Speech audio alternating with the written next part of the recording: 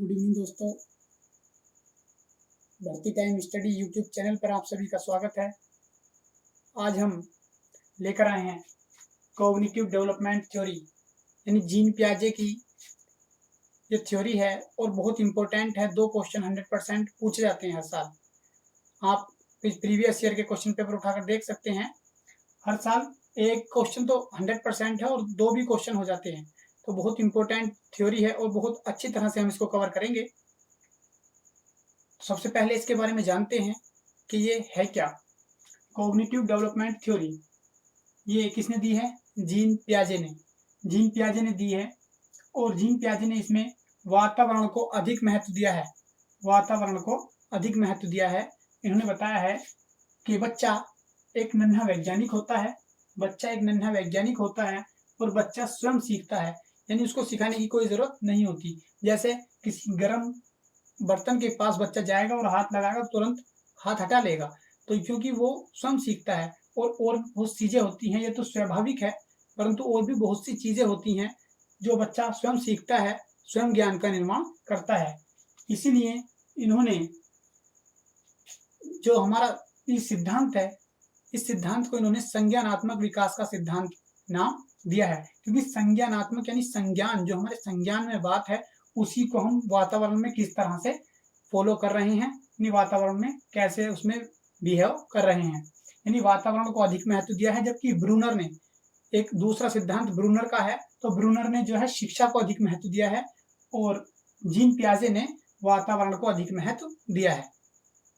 अब ये याद कैसे रखेंगे?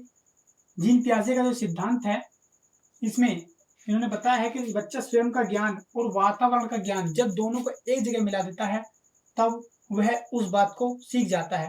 यानी उसके माइंड में कोई बात है और वातावरण में उस चीज को अगर वो देख ले, तो उस तरीके से उसका कॉन्सेप्ट क्लियर हो जाता है और वो सीख जाता है। जैसे उसने कोई कहानी सुनी होगी कि पक्षी उड़ते हैं, तो उसके संज्ञान में एक बात है, उसका ज्ञान है, लेकिन जब वातावरण में पक्षी उड़ता देखेगा तो उसकी वो जो कॉन्सेप्ट है वो क्लियर हो जाएगा कि हाँ, पक्षी ऐसे उड़ते हैं। तो उस तरीके से स्वयं का ज्ञान और वातावरण का ज्ञान जब दोनों एक जगह मिल जाते हैं तो बच्चा सीख जाता है। तो पियाजे का ये सिद्धांत, कॉग्निटिव डेवलपमेंट थ्योरी का नाम संज्ञानात्मक विकास का सिद्धांत, हिंदी में इसे कहते हैं संज्ञानात्मक विकास का सिद्धांत, या इसका दूसरा नाम है विकासात्मक विकास का सिद्धांत। अब इसका संज्ञानात्मक विकास क्यों दिया गया नाम? यानी संज्ञान, हमारे जो संज्ञान में यानी माइंड में जो संज्ञान में बात है, उसका विकास कैसे कैसे हो रहा है, इस बात को इन्होंने अपने सिद्धांत में समझाया है और इसी के बेस पर इसका नाम विकासात्मक विकास का सिद्धांत पड़ा। और विकासात्मक विकास का सिद्धांत जो इन्होंने समझाया, तो इसी सिद्धांत के कारण जीन पियाजे को विकासात्मक मनोविज्ञान का जनक माना गया। विकासात्मक मनोविज्ञान का जनक माना गया। अब याद कैसे रखेंगे? यह है संज्ञानात्मक, यानी अब याद कैसे रखेंगे? क्वेश्चन आ गया कि संज्ञानात्मक विकास का सिद्धांत किसने दिया, तो हम याद रखेंगे जीन पियाजे ने दिया है। तो इसमें प्याज यानी पियाजे, प्याज, तो यानी प्याज खाकर संज्ञा की परिभाषा लिखी। हिंदी में होती संज्ञा की परिभाषा, तो संज्ञा की परिभाषा लिखी, प्याज खाकर संज्ञा की परिभाषा लिखी। तो ये ऐसे हमारे याद रहेगा। ये था उसका कुछ बेसिक यानी इंट्रोडक्शन था। अब हम पढ़ेंगे ये विकास की, इन्होंने जो संज्ञानात्मक विकास है उसकी 4 अवस्थाएं बताई हैं। वो 4 अवस्थाएं कैसे कैसे हैं, बहुत इंपॉर्टेंट है। हर बार क्वेश्चन पूछा जाता है यूपी टेट सी टेट में, तो आप इनको देखेंगे कि 4 अवस्थाएं इन्होंने कौन कौन सी बताई हैं।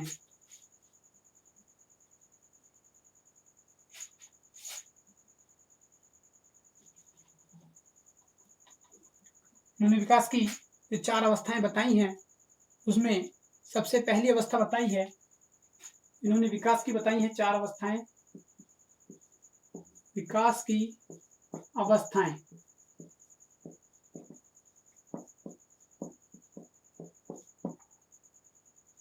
ये 4 बताई हैं। नंबर 1 बताई है इन्होंने इंद्रिय जनित अवस्था। इंद्रिय जनित अवस्था,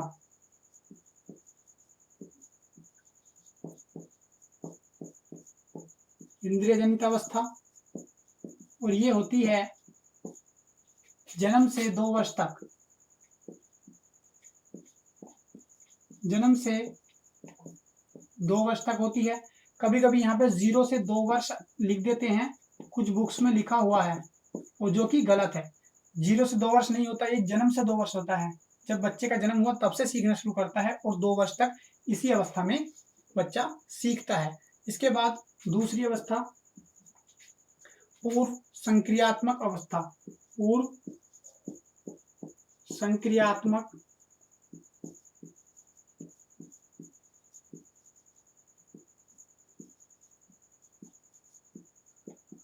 अवस्था। पूर्व संक्रियात्मक अवस्था अब जन्म से 2 वर्ष तक ये हुई, तो 2 से लेकर ये जो अवस्था चलेगी हमारी 7 वर्ष तक चलेगी, 2 से 7 वर्ष तक। अब इसके बाद हमारी तीसरी अवस्था आती है, ये पूर्व संक्रियात्मक अवस्था हो गई दूसरे नंबर की। तीसरी अवस्था जो आती है वो मूर्त संक्रियात्मक अवस्था आती है। मूर्त संक्रियात्मक अवस्था। एक एक पॉइंट नोट करके चलेंगे और ये कभी भी पूछ लेता है कि इस अवस्था में कितना टाइम होता है, कब से कब तक होती है, ये अवस्था कब से कब तक होती है, ये कब से कब तक होती है। इंपॉर्टेंट है और इस तरीके से क्रम से याद रखनी है। तो मूर्त संक्रियात्मक अवस्था जब ये 2 वर्ष से 7 वर्ष तक हुई, तो तीसरी अवस्था तो 7 वर्ष से शुरू होगी। जब 7 वर्ष से शुरू होगी तो वो तीसरी अवस्था चलेगी हमारी 7 से 11 वर्ष तक। 7 से 11 वर्ष। और जो चौथी अवस्था है उस अवस्था का नाम है अमूर्त संक्रियात्मक अवस्था। अमूर्त संक्रियात्मक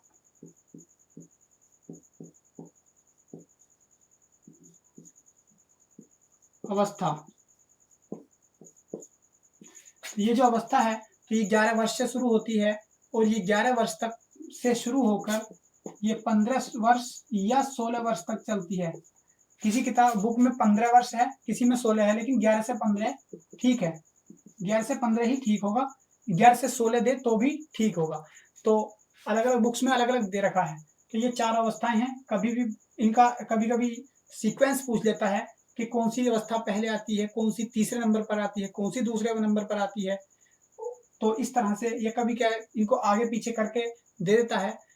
तो हमें ध्यान रखना है, सबसे पहली अवस्था इंद्रिय जनित अवस्था, जन्म से 2 वर्ष। ये 0 से 2 वर्ष नहीं है, जन्म से 2 वर्ष। और इसके बाद पूर्व संक्रियात्मक अवस्था 2 से 7 वर्ष, मूर्त संक्रियात्मक अवस्था 7 से 11 वर्ष और अमूर्त संक्रियात्मक अवस्था 11 से 15 या 16 वर्ष तक। तो इसको अब हम देखेंगे। सबसे पहले पहली अवस्था देखेंगे, इसके अन्य नाम भी हैं। A to Z कवर करेंगे, कोई भी पॉइंट हम छोड़ेंगे नहीं।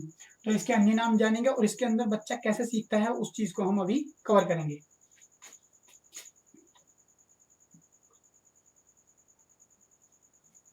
इंद्रिय जनित अवस्था। तो इंद्रिय जनित अवस्था को हम एक अन्य नाम दे सकते हैं संवेदनात्मक गामक अवस्था। इसका अन्य नाम हम दे सकते हैं संवेदनात्मक गामक अवस्था।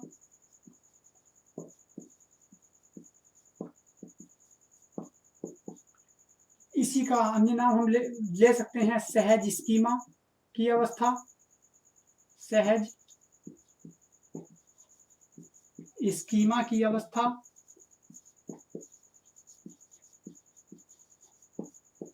सहज स्कीमा की अवस्था। इसके बाद जो ये इंद्रिय जनित अवस्था है, इसको हम ये देखेंगे, इसमें इंग्लिश में हम कह सकते हैं इसको सेंसरी मोटर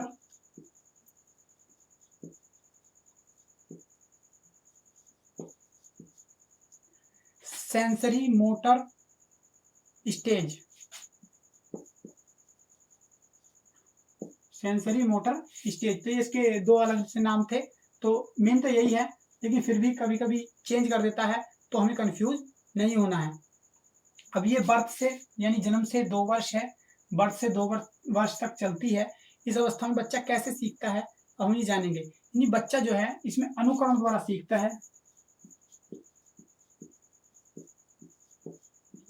यानी बच्चा अपने से बड़ों का अनुकरण करता है। ये 2 वर्ष तक की बात है, 6 महीने 8 महीने तक चलो कुछ कम सीखता होगा, लेकिन 8-10 माह के बाद 1 वर्ष का बच्चा हो जाएगा तो वो बड़ों की यानी अनुकरण यानी नकल करता है, जैसे बड़े करते हैं उसी तरह से करना शुरू कर देता है। यदि हम किसी गिलास में पानी भरें और फेंक दें तो उसी तरह से गिलास में बच्चा पानी भरेगा और फेंक देगा, यानी बिल्कुल सेम नकल करना सीख जाता है।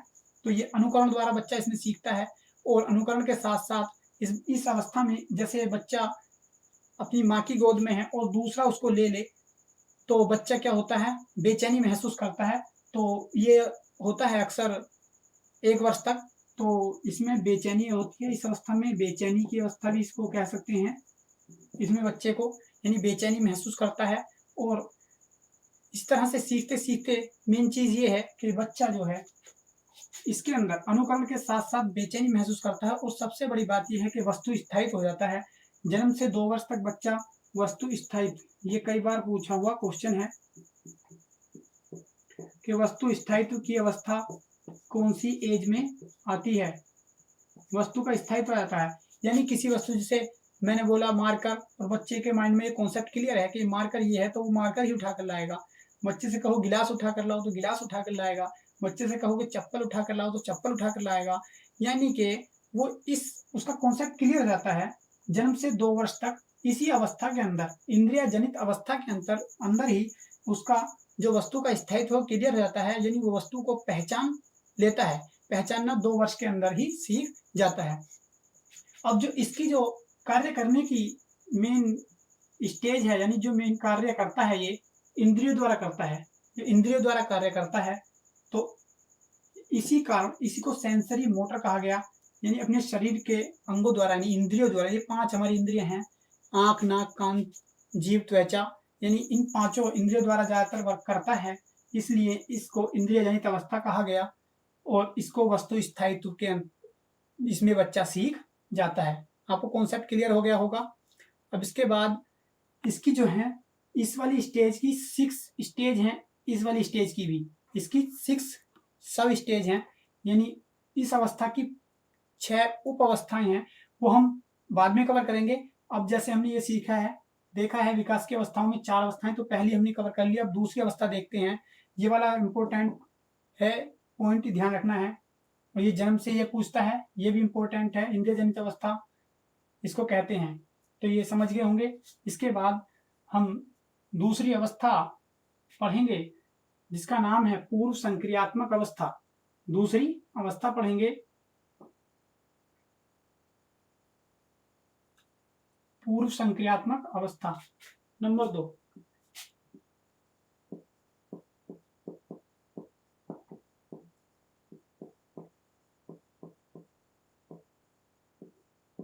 पूर्व संक्रियात्मक अवस्था ये होती है हमारी 2 से 7 वर्ष तक, यानी 2 वर्ष से 7 वर्ष तक होती है ये पूर्व संक्रियात्मक अवस्था। अब पूर्व संक्रियात्मक अवस्था को हम प्राक संप्रियात्मक अवस्था, यानी इसको 2 भागों में बांट देते हैं। सीटेट में 2 भागों में इसको बांटकर पूछ देता है कि इसके भी 2 भाग हैं, कौन कौन से हैं। तो इसको प्राक प्रत्यात्मक अवस्था,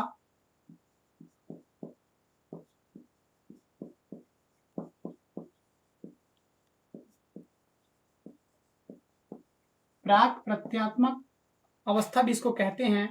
और दूसरे इसके अवस्था को अंत प्रज्ञा काल या पूर्व प्रज्ञा काल कहते हैं। या प्राक यही है, प्राक यानी पूर्व प्रज्ञा काल, और दूसरी है ये इसकी अंत प्रज्ञा काल।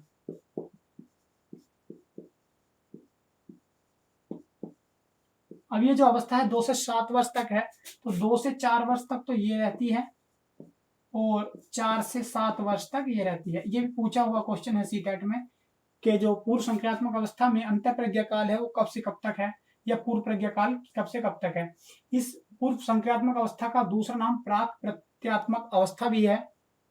तो हम इस तरह से हम इसको कह सकते हैं कि इसका जो दूसरा नाम है या ये कह सकते हैं, और इसके 2 स्टेज ये हम ले सकते हैं।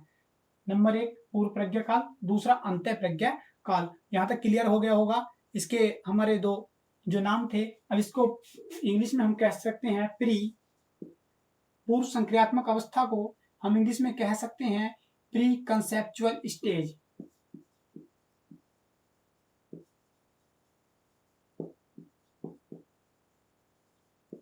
इसको हम कह सकते हैं प्री कंसेप्चुअल स्टेज। तो इसमें बच्चा अब क्या सीखता है, ये इसका नाम हो गए, इसके जो डिवाइडेशन है वो हो गया। अब समझेंगे हम कि इसमें बच्चा सीखता कैसे है। अब जो 2 वर्ष का बच्चा हो गया तो 2 से 7 वर्ष तक इस अवस्था में सीखता है। बच्चा कैसे सीखता है, बच्चा तरह तरह के प्रश्न पूछता है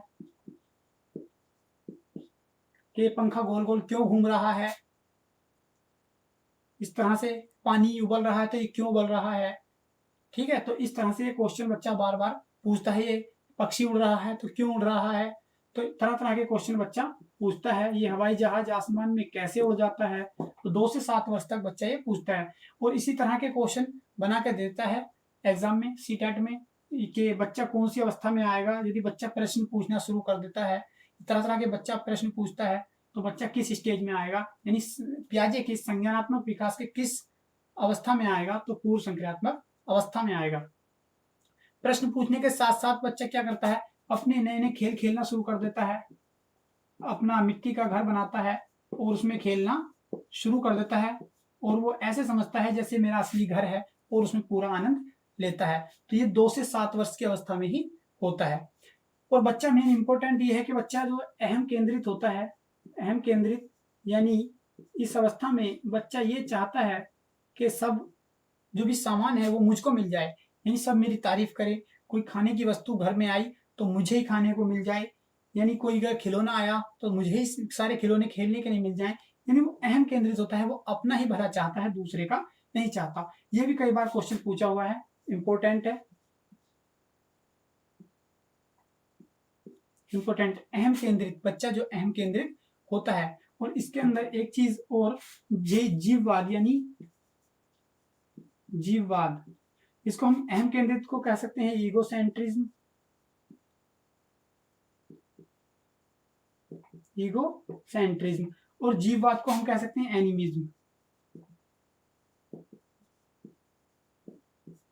अब ईगोसेंट्रिज्म मैंने बता दिया है कि बच्चा अपने आप में केंद्रित रहता है, अपना ही भला चाहता है, सब कुछ अपने आप को अच्छा मानता है। लेकिन इसके बाद जीववाद, जीववाद क्या है, एनिमिज्म, यानी कि ऐसा होता है जैसे बच्चा किसी जमीन पर गिर गया और गिरने के बाद उसको चोट लग गई, तो हम कहते हैं कि कोई नहीं, इस जमीन को हम अभी पीटते हैं, और बच्चा शांत हो जाता है। यानी बच्चे को ये नहीं पता कि वो जीव है या निर्जीव है, सजीव निर्जीव का अंतर नहीं पता। वो ये समझ लेता है कि हाँ अब इसकी पिटाई हो गई। तो इस तरह से एनिमिज्म, बच्चे में जीववाद होता है। और इसके बाद हम कह सकते हैं बच्चे में विलोमता के गुण आ जाते हैं। ये नोट कर लिया होगा, विलोमता के गुण।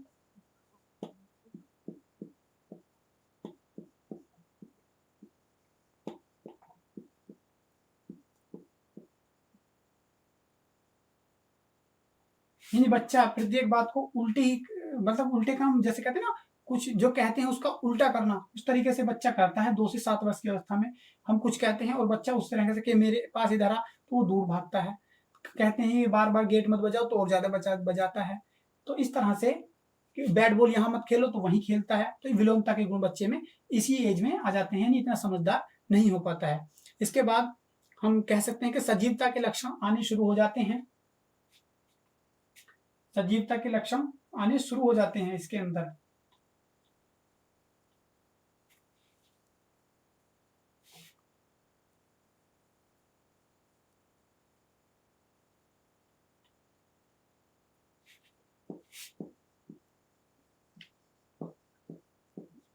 सजीवता के लक्षण, यानी वो सजीवता के लक्षण आने लगते हैं, वह सजीव वस्तुओं को पहचानना शुरू कर देता है।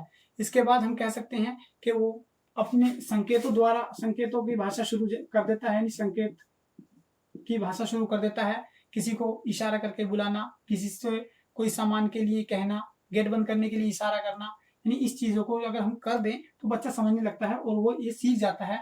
तो अगर हम कहें बच्चे से कि ये दरवाजा बंद कर दो, इस तरह से इशारा कर दें, तो वो इसी अवस्था में 2 वर्ष का नहीं, 4 का, 4 नहीं 6 का, यानी 6 वर्ष तक, 7 वर्ष तक, मतलब ये सीख जाता है, संकेत समझने लगता है। इसके बाद हम ये कह सकते हैं कि शब्दों और चित्रों का बच्चा प्रयोग करने लगता है। इसमें शब्दों का प्रयोग भी करना सीख जाता है, शब्दों का प्रयोग करना सीख जाता है, और चित्रों का प्रयोग भी करना सीख जाता है। यानी यदि हम कबूतर का चित्र दिखाएं तो बच्चा पहचान लेता है कि कबूतर है, मोर का चित्र दिखाएं तो मोर को पहचान लेता है, किसी आदमी का उसके पापा का चित्र दिखाएं तो पहचान लेता है कि पापा हैं। तो इस तरीके से चित्रों को भी पहचानने लग जाता है, वो सही तरीके से प्रतीकों का, चिन्हों का प्रयोग सीख जाता है और सही अनुपात का भी अंतर कर लेता है। चित्रों का प्रयोग ये है। अब सही अनुपात का क्या सिस्टम है, हमने एक बॉल छोटी दे दी, एक बड़ी दे दी, तो अब हम उस बॉल को बारे में पूछेंगे कौन सी छोटी है कौन सी बड़ी है, तो बच्चा आसानी से बता देगा। तो इस तरीके से वो क्या है, इस बात को भी सीख जाता है कि सही अनुपात क्या है, लेकिन पूरा अंतर नहीं कर पाता। अब हमने तो छोटी बड़ी बोल दी, ये ठीक है, लेकिन इसके अंतर्गत ये सीखना है मेन चीज, इसमें हमने ये बोल दी रेड कलर की और ये ब्लैक कलर की दे दी, तो बच्चा कलर के प्रति ज्यादा अट्रैक्ट रहेगा। और बच्चा क्या है, हम कहेंगे अगर ये हमने इस तरह से छोटी बॉल अलग रख दी और इसी के अंदर बड़ी बॉल अलग रख दी इस तरह से, और ये अलग रख दी, तो यानी ये 3-4 बॉल अगर हमने रेड रखी और एक ब्लैक, तो बच्चा ब्लैक वाली और रेड वाली यानी कि ये कलर के हिसाब से अलग अलग कर देगा, क्योंकि ये कलर है तो बच्चा कलर के प्रति अट्रैक्ट होता है। छोटी बड़ी का अंतर हो सकता है इसमें ही, अगर हम एक बॉल रेड रख दें तो ये वाली रेड इसके साथ रख देगा, क्योंकि वो अगर ये सॉरी ब्लैक रख दें तो ब्लैक इसके साथ रख देगा, यानी कलर के हिसाब से बच्चा इसमें सीखता है, कलर के अनुसार अंतर करना सीखना शुरू कर देता है, पूरी तरह से नहीं सीख पाता है, ध्यान रखना। जैसे हम कहें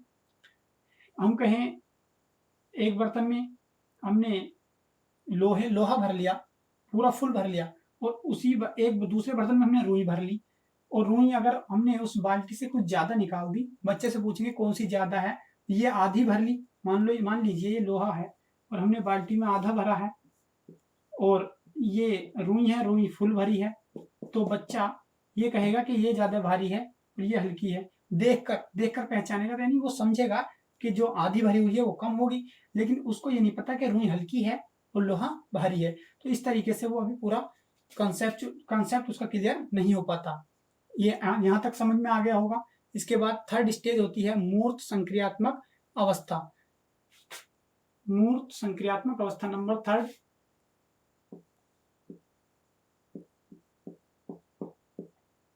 ये होती है 7 से 11 वर्ष तक।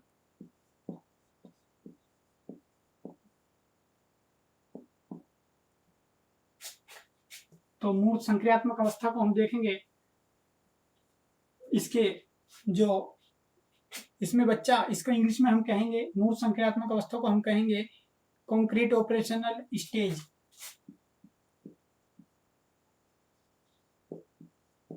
कॉन्क्रीट ऑपरेशनल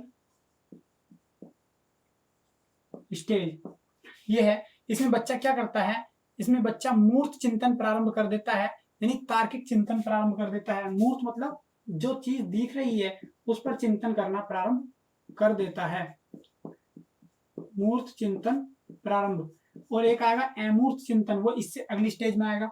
अमूर्त चिंतन बगैर देखे ही चिंतन करना, तो और यहाँ पे देखकर, ये ध्यान रखना, मूर्त मतलब जो चीज सामने दिखाई दे रही है, तो मूर्त चिंतन प्रारंभ कर देता है बच्चा इसमें। और बच्चा क्या करता है, इसमें मूर्त चिंतन के साथ साथ तार्किक चिंतन भी प्रारंभ कर देता है, यानी तर्क करने लगता है। 7 से 11 वर्ष का बच्चा काफी समझदार हो जाता है और तार्किक चिंतन प्रारंभ कर देता है, यानी तरह तरह की बातें सोचने लगता है और उस पर विचार करता है, बार बार तरह तरह के प्रश्न पूछता है और उस पर विचार भी अपने आप ही शुरू कर देता है।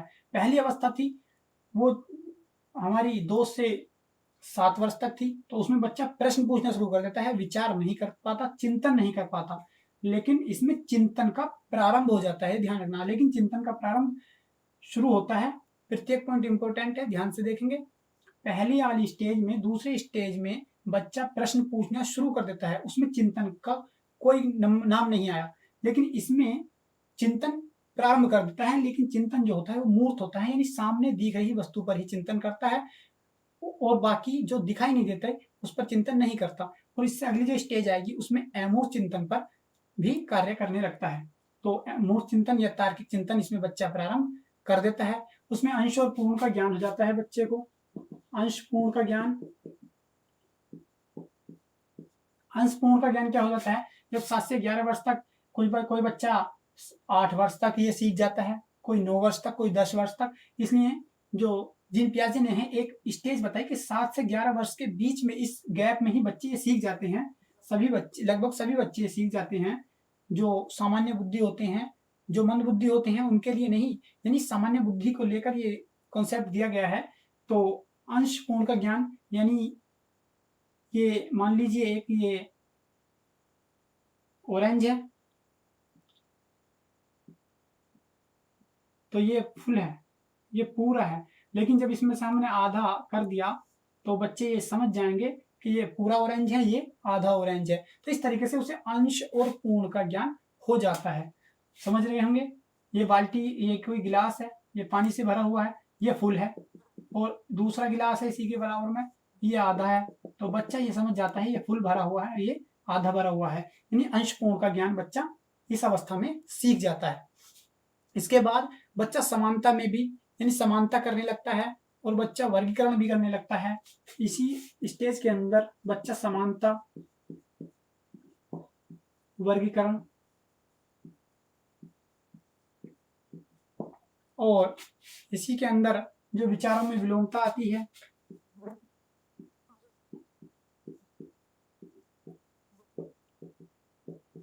विचारों में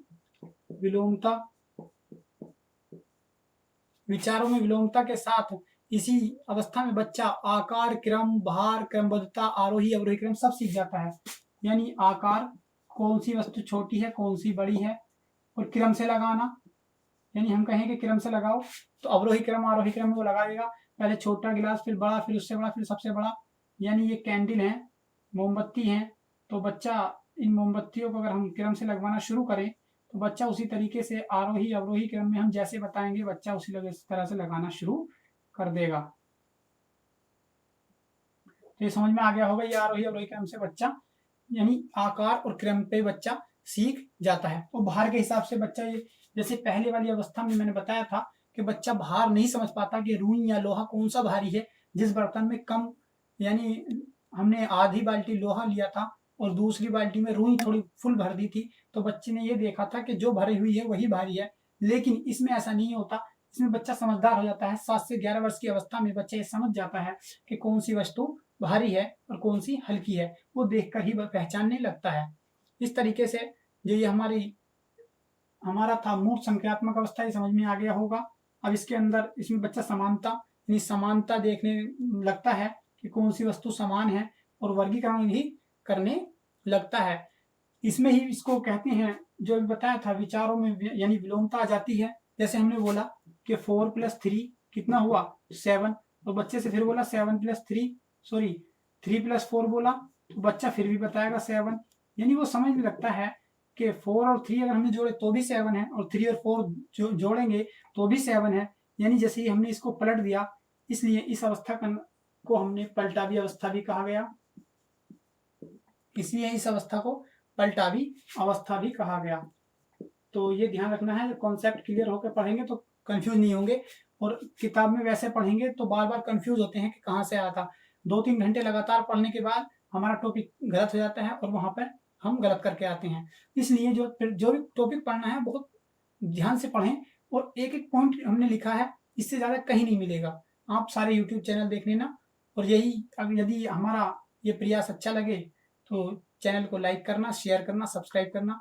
ईमानदारी से हम सारे आपको कई बुक्स का निचोड़ दे रहे हैं, तो आप इसको अच्छी तरह से नोट्स बनाकर तैयार करें। इसके बाद हम नेक्स्ट स्टेज पढ़ते हैं, चौथी अवस्था।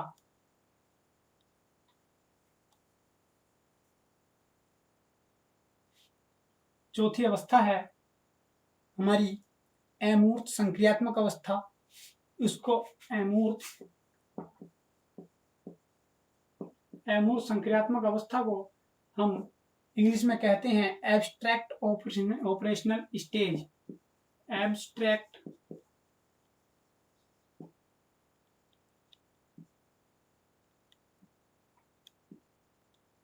Operational stage. Abstract operational stage, इसका एक अन्य नाम है जो बहुत फेमस है, ये ना देके अगर वो नाम दे दे तो हम कंफ्यूज नहीं होना है। उसको हम कहते हैं औपचारिक संक्रियात्मक अवस्था।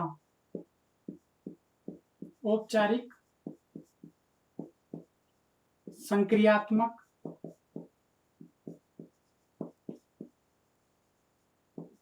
अवस्था। जैसे कि मैंने अभी आपको बताया था कि बच्चा इससे पहले वाली अवस्था में यानी मूर्त चिंतन, किसी वस्तु को देखकर चिंतन प्रारंभ करता है, लेकिन इस अवस्था में आते ही ये जो अवस्था है हमारी 11 से, ये जो अवस्था है 11 से 15 वर्ष होती है। तो ये जो अवस्था है, इस अवस्था में बच्चा आते ही यानी 11 से 12 वर्ष या 13 वर्ष या 14 वर्ष, किसी भी स्टेज में इसी अवस्था के अंदर अंदर ये अमूर्त चिंतन प्रारंभ कर देता है, अमूर्त चिंतन प्रारंभ कर देता है, इसीलिए इसका नाम अमूर्त संक्रियात्मक अवस्था रखा गया। तो इससे पहले वाली जो अवस्था थी हमारी, उसका नाम मूर्त संक्रियात्मक अवस्था था। तो मूर्त संक्रियात्मक अवस्था में बच्चा उस वस्तु को देखकर चिंतन करता है और इसमें अमूर्त चिंतन करता है, यानी किसी वस्तु को बगैर देखे ही उस पर चिंतन प्रारंभ कर देता है। जैसे हम किसी बच्चे को किसी व्यक्ति के बारे में बताते हैं कि वो बहुत लंबा सा है, मोटा सा है और उसकी आंखें मोटी मोटी हैं, बाल पीछे को रखता है, इस तरह से अगर बच्चे को बता दें कि उस तरह का आदमी है और हम फिर दावत में वहीं चले जाएं, तो बच्चा कोशिश करता है कि वो कौन सा आदमी है और पहचानने की कोशिश करता है। जिसमें ये इस तरह की बातें दिखाई देती हैं तो बच्चा पहचान लेता है, यानी जिसने पहले ही अमूर्त चिंतन किया हुआ है और 8-10 दिन पहले इसको ये बताया गया है कि वो ऐसा व्यक्ति है, और 8-10 दिन बाद उसने पहले अपने माइंड में एक उसकी इमेज बना ली और उसने जाकर देखा तो उसने उस व्यक्ति को पहचान लिया और वो पूछने लगता है अपने मम्मी पापा से कि ये वही व्यक्ति है जो उस दिन आप बता रहे थे, तो वो बिल्कुल बात सही निकलती है। तो इसलिए हम कह सकते हैं ये अमूर्त चिंतन इसमें बच्चा प्रारंभ कर देता है। इसके बाद तो अमूर्त चिंतन प्रारंभ हो जाता है तो बाद में अमूर्त चिंतन करता ही रहता है। इसके बाद इसको हम इसमें मूर्त चिंतन जो है पहले कर रहा था, ये ध्यान रखना, इसमें अमूर्त चिंतन इसमें कर रहा है, यानी मूर्त चिंतन जो है वही विकसित हो जाता है। मूर्त चिंतन जो देखकर बच्चा जिस वस्तु को देखकर पहले चिंतन कर रहा था, अब वो चिंतन इसमें विकसित हो गया। दोनों में अंतर है, पहले वाले में मूर्त चिंतन करता था लेकिन इसमें मूर्त चिंतन का विकास हो गया, विकसित हो गया, तो वही विकसित होकर अमूर्त चिंतन में परिवर्तित हो गया। तो दोनों पॉइंट इंपॉर्टेंट है, हम कभी कंफ्यूज नहीं होना कि हम मूर्त चिंतन आता नाम तो मूर्त में लगा देंगे, नहीं, इसमें ध्यान, ये कंसेप्ट क्लियर रहना चाहिए। मूर्त चिंतन इसमें विकसित हो जाता है, तो विकसित इसमें होता है और प्रारंभ पहली वाली अवस्था में हो जाता है। ये अमूर्त चिंतन है। तो अमूर्त चिंतन के बारे में हम ये जानेंगे। इसमें जो है बच्चा मानसिक द्वंद्व यानी मन में तरह तरह की बातें आने लगती हैं और माइंड में ही उनको क्लियर करने लगता है, अपने आप बच्चा सोचना शुरू कर देता है, तो मानसिक द्वंद्व शुरू हो जाता है, यानी मेंटल कॉन्फ्लिक्ट, मानसिक द्वंद्व, यानी माइंड में ही विचार चलते रहते हैं और खत्म होते रहते हैं कि मैं ये लूंगा, मैं ये खरीदूंगा, मैं ये करूंगा, और वही फिर खत्म होने लगते हैं। जैसे मान लीजिए हमारा माइंड है, माइंड में बात आ जाए बच्चे के कि मुझे कल को एक मोबाइल लेना है और मोबाइल के लिए पैसे नहीं है, तो माइंड में पहली बात आएगी मोबाइल लेना है, कि कौन सा लेना है, कि नोकिया का लेना है। लेकिन बाद में क्या होता है, बाद में देखता है कि 8-10 हजार रुपए का मोबाइल मिलेगा, ये मेरे पास पैसे नहीं है, तो ये जो है फिर ये सपना चूर चूर हो गया, इसके बाद दूसरा सपना बनाएगा। इस तरह की बातें तरह तरह की इसी अवस्था में चलती रहती हैं, तो ये ध्यान रखना है। इसके बाद बच्चा निर्णय लेना शुरू कर देता है, यानी यदि कोई कहे कि आप मुझे अपनी बुक दे दीजिए, तो बच्चा निर्णय लेना शुरू कर देता है। वो समझ जाता है कि ये मेरा दोस्त है तो उसको बुक देगा, और नहीं है तो उसको नहीं देगा, यानी निर्णय लेना स्वयं शुरू कर देता है, मम्मी पापा से नहीं पूछता, अपने आप इतना समझदार हो जाता है। इसके बाद उसमें शक्ति आ जाती है, निर्णय की शक्ति आ जाती है, जैसे हम कह सकते हैं, और वह स्मरण यानी याद करना शुरू कर देता है। जो कोई चीज पहली है, 1 साल पहले, 6 महीने पहले कोई घटना घटी हो, उसके बारे में उसको पता जाए तो वो स्मरण करना शुरू कर देता है, उसको चीज को दोहराना शुरू कर देता है, याद करना शुरू कर देता है। और इसी तरह से बच्चा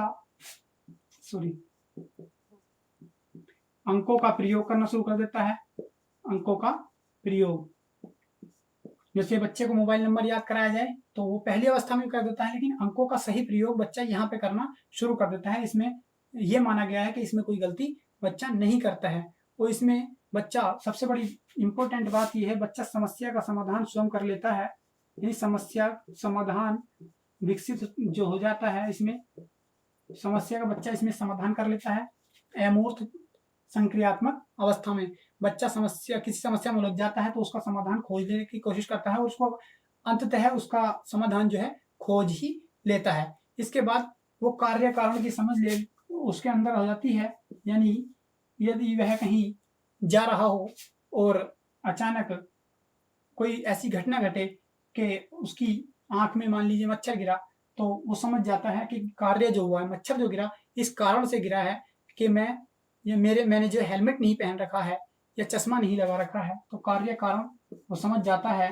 या कक्षा में बैठा हुआ है बच्चा, उसकी पिटाई हो गई, तो वो बिना बताए ही टीचर के वो समझ जाता है कि किस कारण हमारी पिटाई हुई है। वो इसलिए हुई है कि हम शोर कर रहे थे, या इसलिए हुई है कि हमारे आज कुछ याद नहीं हुआ, यानी किसी शैतानी की वजह से। जैसे भी है, बच्चा का ये कार्य कारण की समझ बच्चे में उत्पन्न हो जाती है। कार्य कारण की समझ, तो ये जो चिंतन मनन है वो बच्चा इसी में शुरू कर देता है। चिंतन मनन, और ये थी हमारी कॉग्निटिव डेवलपमेंट यानी संज्ञानात्मक विकास की 4 अवस्थाएं जो जीन पियाजे ने दिया था। याद करेंगे कैसे, यानी संज्ञानात्मक, संज्ञा क्या है, संज्ञा की परिभाषा कैसे लिखी, प्याज खाकर, तो पियाजे ने संज्ञा की परिभाषा लिखी। यानी इस तरह से कह देंगे तो पियाजे ने संज्ञानात्मक विकास का सिद्धांत दिया। उसकी 4 अवस्थाएं हमने पढ़ ली हैं, आपको बहुत अच्छे से कवर करनी है। अब ये स्टेज तो हमने पढ़ ली, इसके बाद ये कैसे कैसे विकास होता है, बच्चा पहले कैसे सीखता है, उसके बाद ये मतलब किस तरह से ये विकास आगे बढ़ा, उसको हम बिल्कुल अभी कवर करेंगे।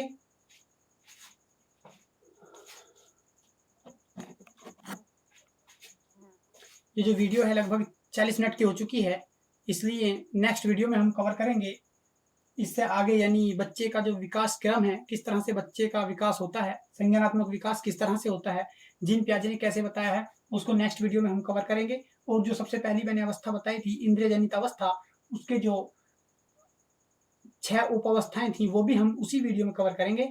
तो ये जो है यहाँ तक का वीडियो आज के लिए 1 नंबर कम से कम और 2 नंबर भी दे सकता है, तो इसको सही तरह से कवर करें। इतना किसी वीडियो में कहीं भी आपको नहीं मिलेगा। यदि अच्छा लगे तो लाइक करें, शेयर करें वीडियो को, और हमारे चैनल भर्ती टाइम स्टडी, भर्ती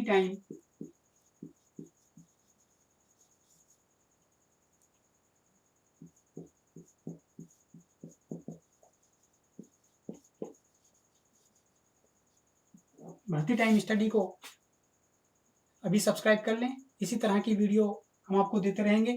और इसी वीडियो के डिस्क्रिप्शन में हमने लिंक दिया है मनोविज्ञान की परिभाषाएं, बुद्धि की परिभाषाएं और अधिगम की परिभाषाएं, सब हमने परिभाषाओं को उनके मनोवैज्ञानिकों के नाम से कवर करके, यानी मनोवैज्ञानिकों के नाम से को रिलेट करके हमने कवर किया है। कोई मिस्टेक नहीं होगी, आपको एक बार देखने के बाद लाइफ टाइम याद रहेगा। इसी तरह से हमने कवर की है। आप जाकर हमारे डिस्क्रिप्शन में लिंक दिया हुआ है, उस पर देख सकते हैं। और जितना हम पढ़ा रहे हैं बिल्कुल आपके लिए, एग्जाम के लिए 100% बेनिफिशियल होगा। इसमें आपको कोई कन्फ्यूजन की ज़रूरत नहीं है। कहीं भी आप किताब में देखेंगे, किसी किताब में इतना नहीं मिलेगा, कई किताबों का निचोड़ है, और किसी भी यूट्यूब चैनल पर देख लेना, वो इतना नहीं देंगे जितना हम दे रहे हैं। और आज की कंपटीशन के दौर में जो हम छोड़कर चल रहे हैं टफ समझकर, दूसरे लोग उसको याद कर रहे हैं और वही आगे बढ़ रहे हैं, क्योंकि वही क्वेश्चन अगर आ गया तो हम 50,000 बच्चों से पीछे हो जाते हैं। लगभग सुपर टैट में, यूपी टैट में तो 10-20 हज़ार से पीछे होंगे, लेकिन सुपर टैट में 50,000 से पीछे हो जाते हैं एक एक नंबर से। आप देख ही रहे होंगे कि कोर्ट में चलती रहती हैं वैकेंसी, जो भर्ती चल रही हैं ये कोर्ट में पहुंच जाती हैं। क्यों? इसलिए पहुंच जाती हैं कि बच्चों के जो एक एक नंबर से फेल रह जाते हैं और कहीं ना कहीं कन्फ्यूजन रह जाता है, वो कोशिश करते हैं कि एक नंबर और आ जाए तो हम कामयाबी के रास्ते पर होंगे। इसलिए आप ध्यान करना है, हमारे चैनल को सब्सक्राइब कर लें, सब्सक्राइब करें, दूसरे लोगों से, अपने दोस्तों में शेयर करें ईमानदारी से। अगर अच्छा लगे तब करना, अदरवाइज कोई बात नहीं। Thank you.